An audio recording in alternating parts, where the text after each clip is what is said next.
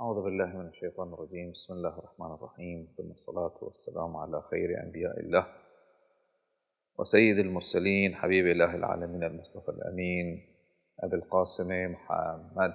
اللهم صل على محمد وآل محمد وعلى آل بيت الطيبين الطاهرين الغر المنتجبين، لا سيما بقية الله في الأرضين مهدي هذه الأمة وخاتم الأئمة الحجة بن الحسن العسكري، روحي وأرواح العالمين لتراب مقدمه الفداء. قال الله العظيم في محكم الكتاب الكريم: أعوذ بالله من الشيطان الرجيم. بسم الله الرحمن الرحيم. لا تدعوا مع الله إلها آخر فتكون من المعذبين وانذر عشيرتك الأقربين. آمنا بالله. صدق الله العلي العظيم. اللهم صل على محمد وآل محمد. Last session we spoke about who was the first to become Muslim and why it's important, and who was the first one to declare the Shahadatain. Among the school of thought of Ahlulbayt Salam-O-Alaykum Ajma'een, there's no doubt that it was no other than Commander of the Faithful, Amir Al-Mu'mineen alayhi salam.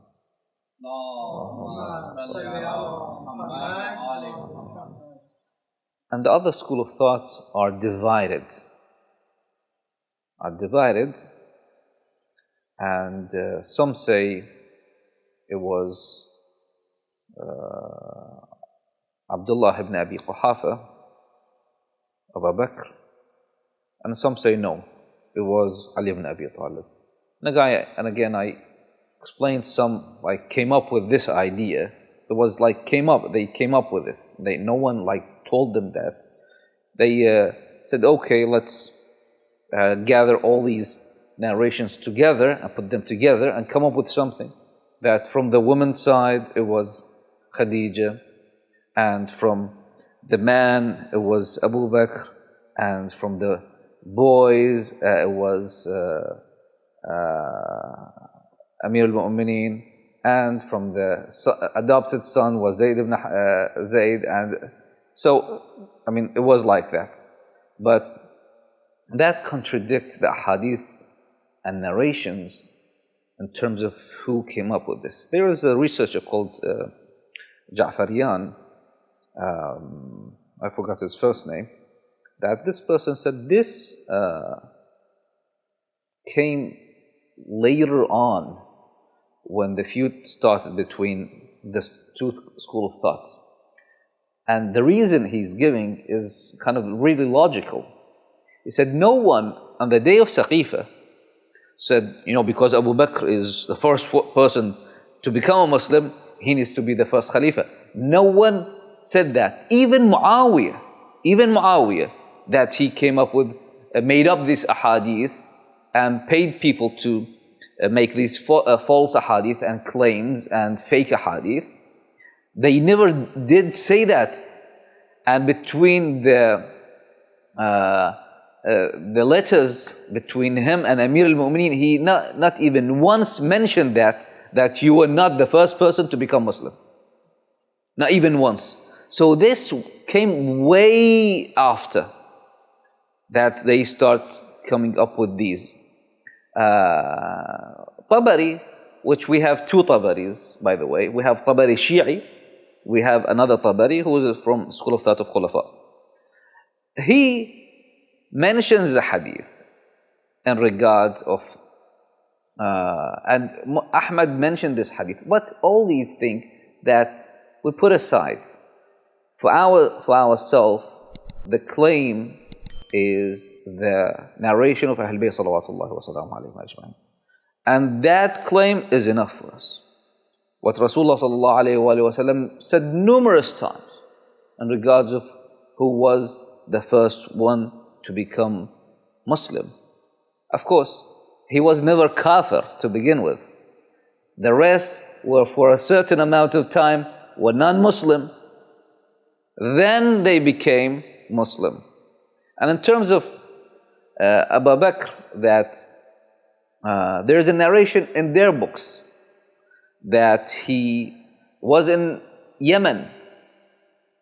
When he came back, his people told him that Yatim Abu Talib, the orphan of Abu Talib, claims that he is the prophet from heavens and he claims that he's a messenger. So we were waiting for you to come. I don't know why. We were waiting for you to come to see into this matter. And so you came now and it's in your hand. And there's another narration that says he became Muslim after 50 people who became Muslim. So that wasn't during the time of the secret da'wah. As we mentioned last time, it was in secret. Of course, there were rumors and there were people and there were things that they found out in that regard. And from the narration and the history, we can see it clearly that they saw a difference. Of course, keep in mind that we mentioned this before. Abdul Muttalib, Abu Talib, Quraysh, the Jews, the Christians, they numerous times came and searched for that person with these signs. So they were looking and they were telling and they were asking around. Even Khadija Salamullahi alayha, she was seeking that person. She saw that signs in Rasulullah sallallahu alayhi wa sallam Muhammad.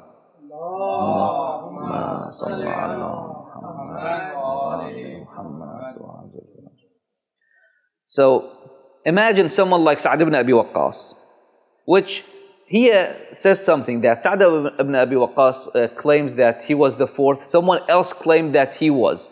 So they say that, okay, we can, or the seventh. They say, you know, because maybe they didn't know about each other. Because it was a secret da'wah. Then they thought that they are among the first people. They didn't know about, who became first. Sa'd ibn Abi Waqqas, which is clearly not the, he was not a follower of Amir al-Mu'minin Ali ibn Abi Talib alayhi salam. He, in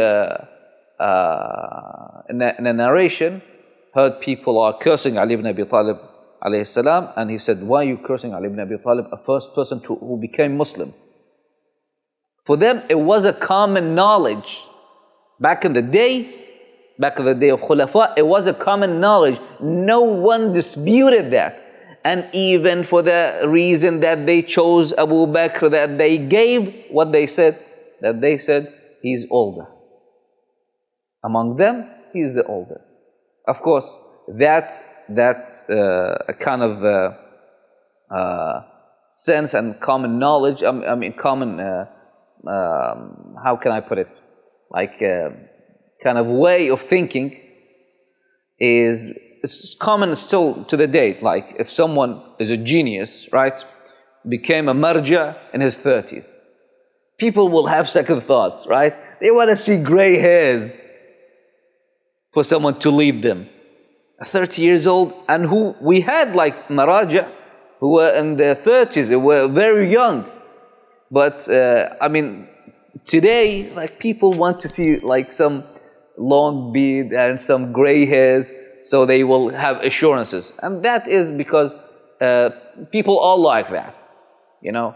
They don't go deep and seek like every little thing. They are like artificial, like not artificial, shallow. Let's put it right. Superficial.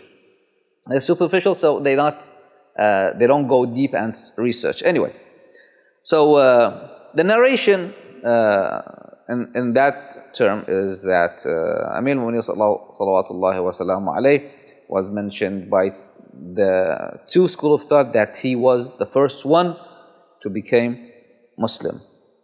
So Rasulullah sallallahu alayhi wa sallam says, أولكم ورودا على الحوض أولكم إسلاما علي بن أبي طالب وعنه أنه لأول أصحابي إسلاما وأقدم أمتي إسلاما. So there is a narration that in the Kitab of Al-Khasa'is Al-Abbas ibn Abdul Muttalib, he says that I heard Umar ibn al-Khattab says, كفوا عن ذكر علي ibn Abi Talib.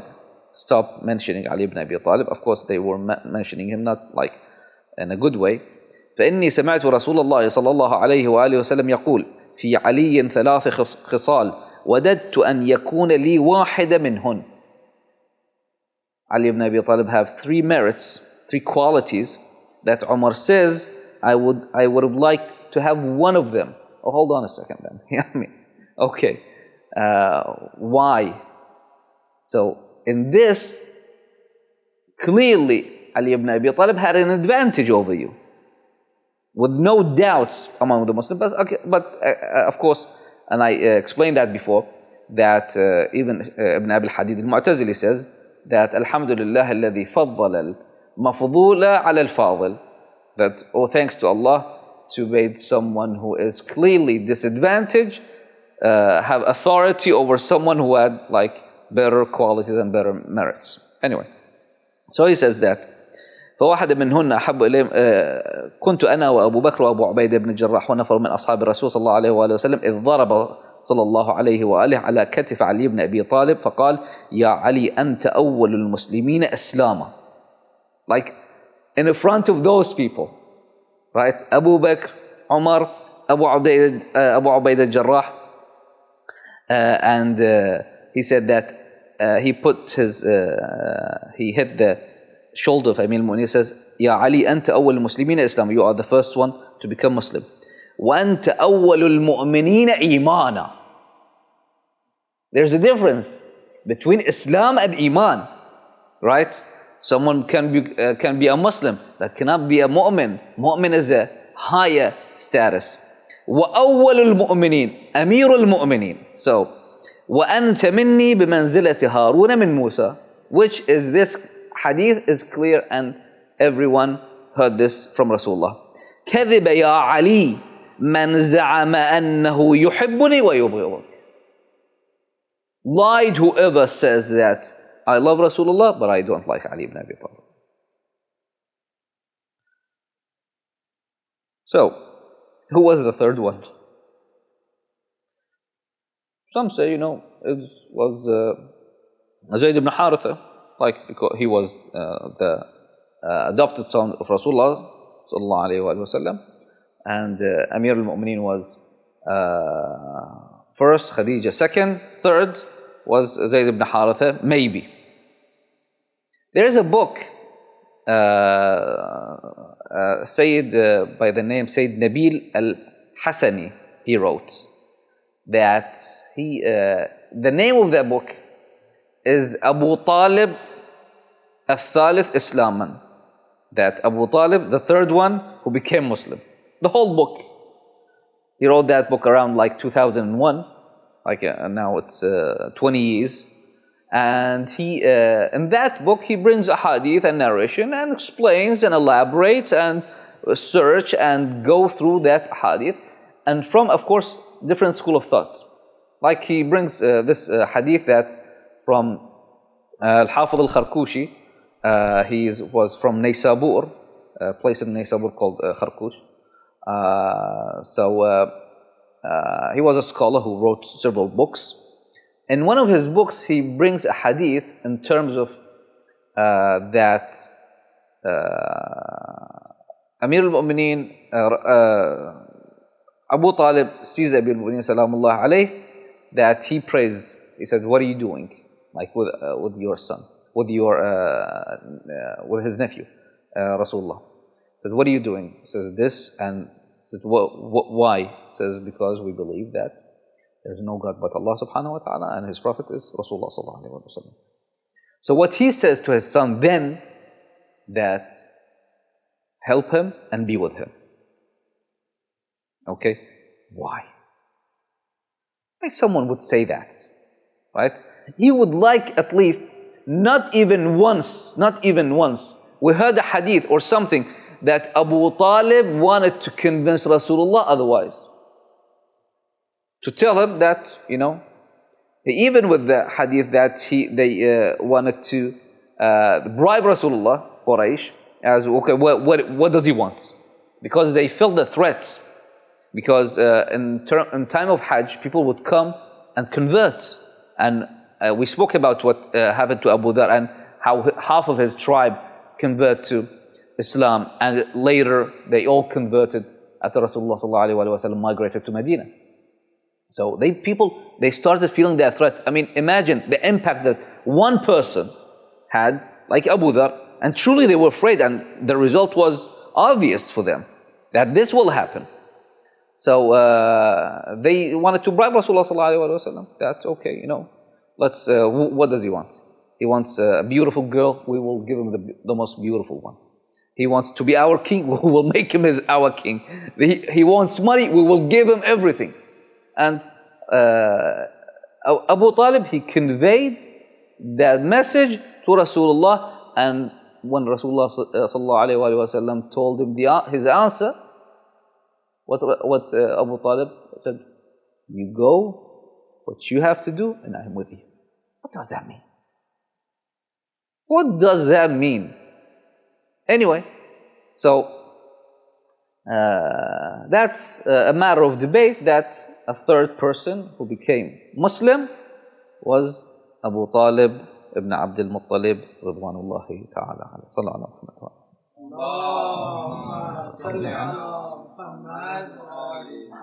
In the time of, in the day of Shahadat of Amir al-Mu'mineen, there's a special ziyarah, right? The ziyarah on the day of Shahadat Amir al-Mu'mineen Sallallahu alayhi. It goes like this.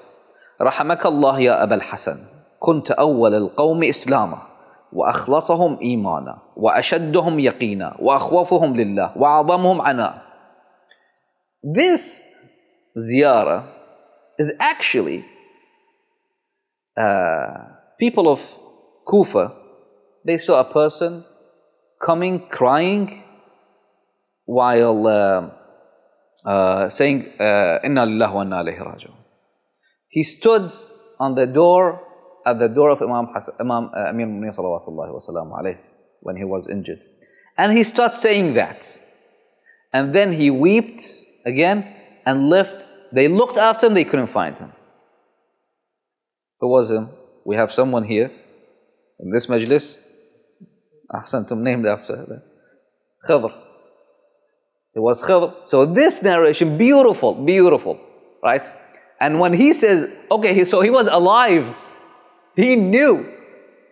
So, أول القوم إسلاما. No doubt about it that Amir al-Mu'mineen salawatullahi wa salam alayhi. Then we come to, after this 3 to 5 years that it was in secret, then وَانذَرْ عَشِرَتَكَ الْأَقْرَبِينَ. That convey the message of Islam to your relatives, to your close relatives. So, Rasulullah sallallahu alayhi wa sallam told Amir al-Mu'mineen that prepare some food, and he prepared sa', which is equivalent to 2.5 kilo of food. It doesn't say what. I don't think it was rice, but anyway, like maybe some wheat or some bread. So, and a leg of a lamb. He put it with a jug of, or equivalent to that, of milk. So he invited 40 of his relatives. Among them was who? Abu Lahab, alayhi la'anullah. So after they all finished, and it was like untouched food, and after they all drank, and it was like still the jug was full, Rasulullah wanted to speak. Abu Lahab interrupted, didn't let him. And they all went to their ways. And I suspect, the narration doesn't say that, but I suspect that because Abu Lahab was a relative to Rasulullah sallallahu alaihi wasallam, he was his uncle, so he knew what is going on, right? So he didn't want like for Rasulullah to announce it to the public. You know, sometimes like, okay, maybe a secret, we can like make him change his mind, but he invited them not the next week, no, the second day, the day after. He invited them all, same thing. A lamb leg, food, and milk. All ate, all full, still the food was left. And then Rasulullah ﷺ, he got up and told them that he is the messenger from Allah subhanahu wa ta'ala, and I brought you the goodness of this world and hereafter. Truly, truly, Rasulullah ﷺ wasn't just bringing them the good fortune and the good status of not just the hereafter, of this world as well. Imagine Islam, imagine Arab if there was no Islam. They would have gone extinct, truly. But Rasulullah ﷺ revived them. So he told them that I am bringing you that the goodness of this world and hereafter. So who will aid me in my endeavor will become my vizier, right? They don't call it minister, they call in English vizier as well. Means the same thing. And who will become my successor. No one got up but Amir al-Mu'minin salawatullah wa sallam alayhi. Tabari brings this. There's I found this narrations that Sayyid Ali Milani's website gathered in regards of Hadith al-Dar, they call it. Hadith Yawm al-Dar, the hadith of the day of the house. So he gathered all the hadith from the Sunni sources. And Musnad Ahmad, Bayhaqi, Tabari, he mentioned this hadith. Later on, he changed his mind. What he says in that hadith? He says then, Amir al-Mu'minin got up, and what Rasulullah ﷺ says that he is gonna be my successor, right? And my inheritor, and he will be what will rule over you. He will rule over you. So then later on, Tabari, he says he picks, change this to kada wa kada wa kada. He didn't say what Rasulullah ﷺ says. Says such and such. He changed it with such and such. Hussein Haykal, Egyptian author, he changed it after he was bribed. He changed it.